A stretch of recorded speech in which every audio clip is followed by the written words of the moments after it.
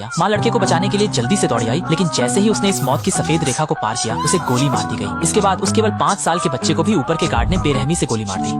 भीड़ में लाही ने यह दृश्य देखा और अब और सहन नहीं कर सका। उसने अपने हाथ में पकड़ा छोटा हथौड़ा नीचे रखा, एक बड़ा लोहे का हथौड़ा उठाया, धीरे धीरे गार्ड के सामने पीछे हट गया और करामी के सिर पर जोर से एक वार किया। करामी पूरे 9.9999 सेकंड तक हवा में रहा और फिर जमीन पर गिरा। ये दृश्य देखकर सभी लोग दंग रह गए, यहाँ तक कि लगातार रो रहे शिशु ने भी रोना बंद कर दिया। अन्य करामी यह देखकर हथियार उठाकर उसकी ओर दौड़े। लाही ने पलटकर एक हथौड़ा मारा और करामी को सीधे गिरा दिया। पूरा दृश्य धीमा हो गया, फिर 360 डिग्री घुमा, आगे एक कदम बढ़ाया और एक और करामी को आधा अपंग कर दिया, यहाँ तक कि बड़ा लोहे का हथौड़ा भी नहीं सह सका। लाही का गुस्सा सीधे उड़ गया। एक समय के लिए हवा में केवल उड़ते हुए लोग थे। इन करामी को जल्दी से निपटाने के बाद लाशी ने हाथ में पकड़ी लकड़ी फेंक दी, सिर से कपड़ा उतार दिया, एक मुट्ठी पीली मिट्टी झाड़ दी और पास पड़ी एक फावड़ा उठाकर गुफा की ओर चल पड़ा। और इस समय गुफा में एक समूह क्रूर करामी एक बूढ़े व्यक्ति को यातना दे रहे थे। इस समय 50 नंबर के बड़े पैर नजर आए। लाशी एक फावड़ा लेकर चमकदार अंदाज में दाखिल हुआ। करामी ने यह देखा और सब उस पर टूट पड़े। लाशी ने फावड़ा लहराते हुए करामी पर जोरदार प्रहार किया।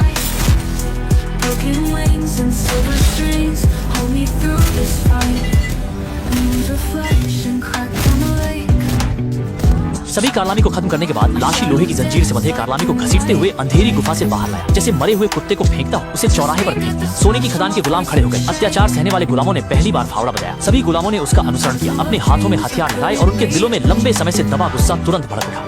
वे उन लोगों के लिए न्याय चाहते हैं जो इन जानवरों के कारण मारे गए। लाशी ने अपने हाथ में पकड़े हथौड़े को घुमाया और सभी की उम्मीद भरी नजरों के बीच जोर से मारा। जल्दी ही इस तरफ की अशांति ने संग ब्याह का ध्यान आकर्षित किया और वे जल्दी से गाड़ी चलाकर सोने की खदान की ओर बढ़े। इस समय अंदर के गुलामों ने विद्रोह शुरू कर दिया था। लाशी को खोजने के लिए उन्होंने 3 गुलामों को पकड़ लिया ताकि दूसरों को सबक सिखाया जा सके। संग ब्याह ने आदेश दिया कि 3 दासों को बुलाया जाए और राही के आत्मसमर्पण का इंतजार किया जाए। जैसे ही पहले दास को मंच पर लाया गया, संग ब्याह ने धीरे धीरे बड़ी तलवार उठाई और एक ही बार में एक व्यक्ति को खत्म कर दिया। फिर दूसरा गुलाम भी भेज दिया गया। जब तीसरे की बारी आई तो वह पहले ही गायब हो चुका था। संग ब्याह ने पीछे मुड़कर देखा, तभी अचानक एक छाया पानी से बाहर निकली और हाथ में बड़ी तलवार लेकर सीधे संग ब्याह की गर्दन पर वार कर दिया। संग ब्याह की आंखें फटी की फटी रह गई। वह विश्वास नहीं कर पा रहा था कि उसका सिर इस तरह से अलग हो जाए। अंत में लाशी ने संग ब्याह की जगह ले ली और स्वर्ण नगरी भी लाशी की झोली में आ गई। एक पीढ़ी का शूरवीर इसी तरह